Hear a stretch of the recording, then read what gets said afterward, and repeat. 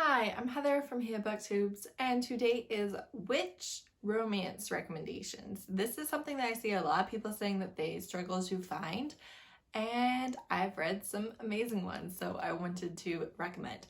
This is both paranormal and contemporary, and I have a manga as well, but I don't have any really heavily fantasy ones. So my first one is The Sacrifice by Jessica Gadziala. This is the Seven Sins MC #1. So the demons have a motorcycle club. They are literal demons from hell, and they are trying to get back to hell. And the witches don't want to be massacred, so they have a treaty with the demons that once every generation, one of the witches will be sent as the sacrifice to the demons. And the witches don't know what happens to the sacrifice. They never see them or hear from them again. And our main character is the sacrifice, and she's just like, if I had only been a better witch, this wouldn't be happening to me. But she goes to the Demon's Motorcycle Club, and she doesn't have great control over her powers, and so it rains and it rains and it rains, and the demons who are trying to get back to hell need hot and dry, and they're always cold, you know, nothing on earth compares to the heat. And the president of the motorcycle club is like, I cannot take the rain anymore. Do whatever it takes to make that witch stop. So our hero goes down and is like, you gotta stop making it rain. And she's like, I don't know how to make it stop. And he's like, well, what's your deal? And she's like, I'm sad. I'm locked up in a basement. I don't have the food that I like. I don't have sunshine. I'm a green witch. Like, I need fresh air and plants. He's like, well, if I let you out of the basement, I'll let you have a bath, and I give you a sandwich and stuff, like, will you stop making it rain? And she's like, I don't know, but you know, it will probably help more than being locked in the basement. So she's the first witch to ever be released from the basement, unless they've been there for like decades. And of course, he's, you know, very protective of her, and he doesn't know why. And then she ends up being his mate, and that's a whole very interesting dynamic that the demons have with their mates, and what happens when a demon has the mate connection and things like that. I really, really, really enjoyed it, and I really liked her witch aspect, and I liked her personality, but I also really liked the type of witch that she was, and that she was this good witch who doesn't need men, and they all have daughters, and they just live in like a commune type area. And then she's in this demon motorcycle club, and it's great. She makes him a little bit better, he makes her a little bit dirtier, and they live happily ever after, and I love it. Then I have Britt, which is the Librarians Coven #1 by Kathryn. I really like this reverse harem. This is another one where it's very polyamorous. So there are 4 of them, and they all have relationships with each other. And then there are other covens. It's like a very common practice in the world.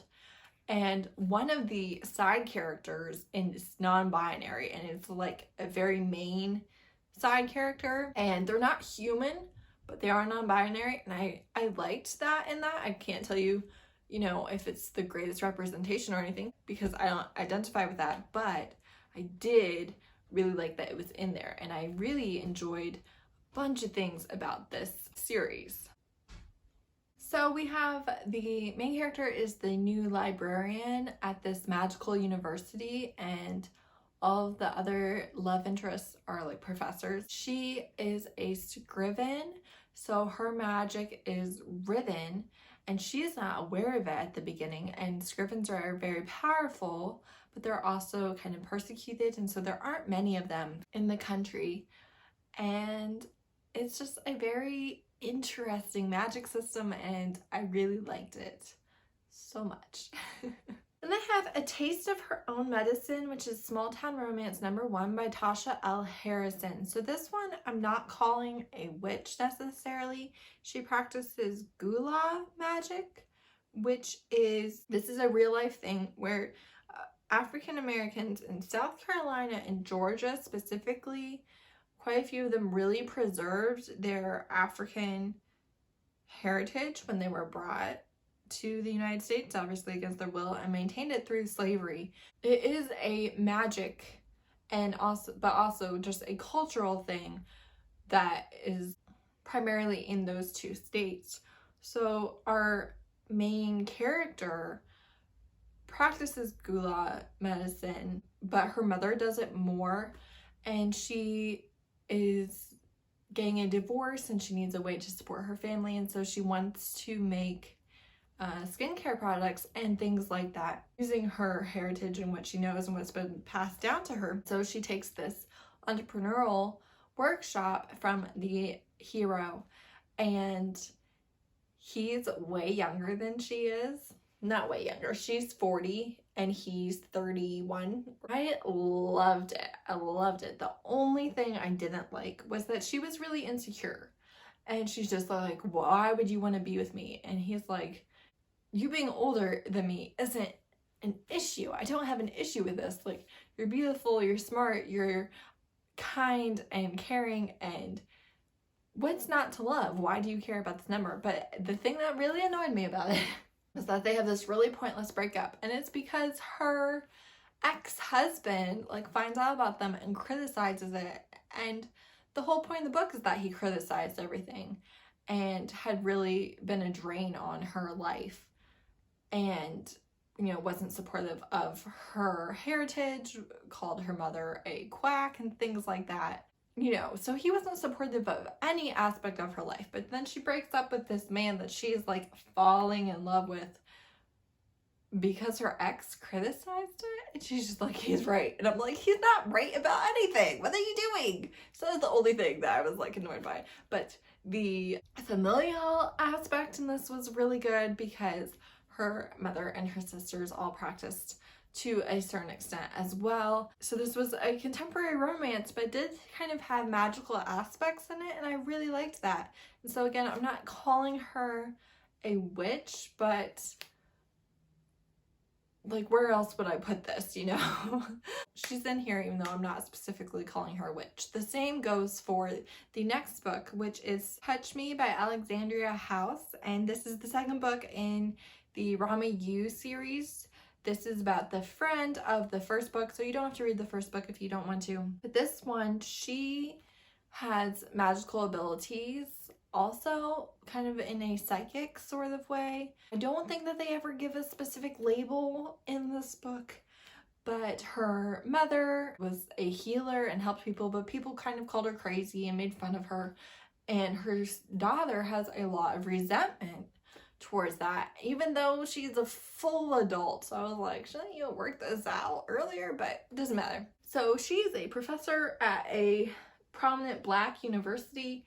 The love interest is an artist who got a grant or something and is working there on this project, but also his dad is super duper famous and lives locally. So he kind of is there for his art project and is kind of there to try and get to know the dad that he's never gotten to know. I liked their relationship a lot. I thought that them delving into their familial issues was really interesting, and she was dreaming about him before she'd ever seen him, and that's kind of how the book opens up, and I really enjoyed that. And I had to take a hint, Dani Brown. This is the Brown Sisters #2 by Talia Hibbert. Dani is a witch, and it is on the very first page that she's doing witchcraft and she's asking the goddess for this thing, and I loved that aspect of it so much. It was so well done in that it was entertaining and respectful, and I just really liked it. So Dani is a professor also, and she kind of has a thing, but they're just friends, with the security guard at her building for her classroom. And then there's a drill and it goes wrong and he rescues her and they go viral, and he has a charity that needs help in teaching rugby players to kind of not continue toxic masculinity. And it's really clever. Honestly, the whole book is just so clever. And so they fake date to bring awareness to his charity because they went viral as a couple, even though they're not a couple. And it was so sweet. Dani is bi, she's a witch, she's an alpha, I love her. I loved the page. There's quite a bit about her ex, who was another woman, about how she was just struggling to let people love her. And that was her main problem. And I really liked it a lot. And I have The Magic of Discovery, which is Emerald Lakes #1 by Britt Andrews. This is a paranormal reverse harem. And then there's one male-male relationship in the reverse harem, but it's more of a true reverse harem.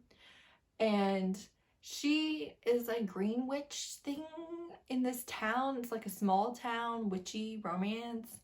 And they are there under false pretenses. All the guys are. They have a mission, but like they don't tell her what it is.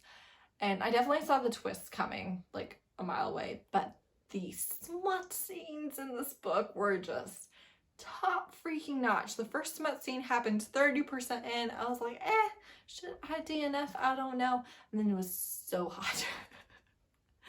The smut scenes were so hot, and there's a crazy grandma, and there's all sorts of things. This was a debut novel, so I really enjoyed it. Last but not least, I have Spell of Desire Volume 1 by Tomu Ohmi, and this is the manga, and is a witch, and she doesn't have control over her magic, so every time she's losing control, he kisses her, and that like brings her back. And this was my first ever manga, and I did struggle to read it. I didn't know like what order to go in and stuff. I would kind of like to reread now that I know what I'm doing. And manga, if you're not familiar, it's not like a full book in the volume. It's almost like you're reading just the beginning of the story. So I don't know what happens next, but they were both witches, and I really did enjoy it, and the art was really pretty, so.